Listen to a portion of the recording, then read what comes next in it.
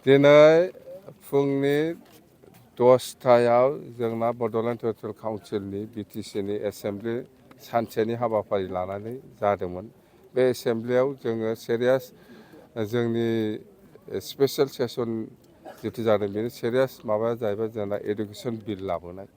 बे एडुकेसन बिलखौ जोङो बहुद बोसोरनिफ्रायनो सेस्था खालामबोदोंमोन, जों हायाखै।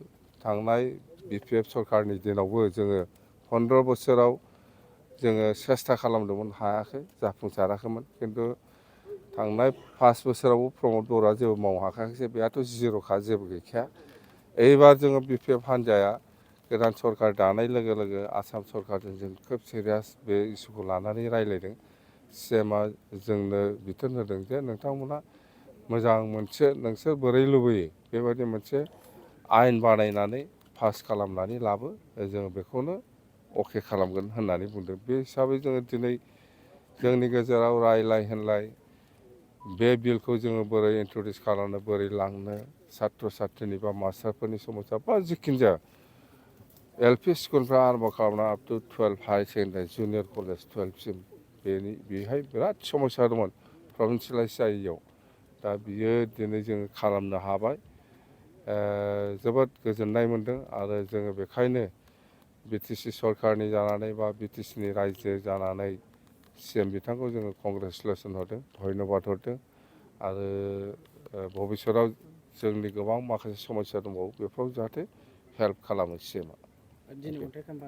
दाथ' प्रथमाव आङो दतमा स्टेडियाम, फुटबल स्टेडियाम, बेवहाय स्टेडियामनि थाखाय 15 कौटि, गेलारि बानायनो थाखाय 15 कौटि थाखा सेंसन खालामग्रोबाय। बेखौ जोङो अन्थाइ खाम्फा गायसनदों। बेनि उनाव खालु गामियाव हेन्दलुम टेक्सटाइलनि प्रडाक्सन एन्ड मार्केटिं सेन्टार, बे हिसाबै 24 crore सामथिं दङ, बेखौ अन्थाइ खाम्फा गायसनबाय।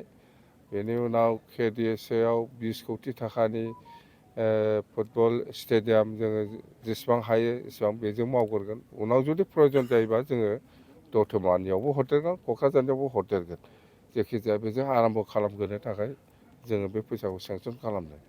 बेनि उनाव लास्टआव डक्टर भुपेन हाजरिकानि अडिट'रियाम हल, बेखौ जोङो दिनै लास्ट 30 कौटि थाखानि जिथु प्रजेक्ट, बियो डक्टर भुपेन हाजरिका बिथांनि नामाव जोङो अडिट'रियाम हल बानायगोन। एखे थाखाजोंनो जोङो बै पर्बत जरायाव गुरुदेब कालिचरन ब्रह्मनि नामाव बानायगोन। एखे फैसाजोंनो जोङो 30 कौटि थाखा बेवहायबो माने जोहोलाव प्रेमसिं ब्रह्म काजलगावआव जागोन।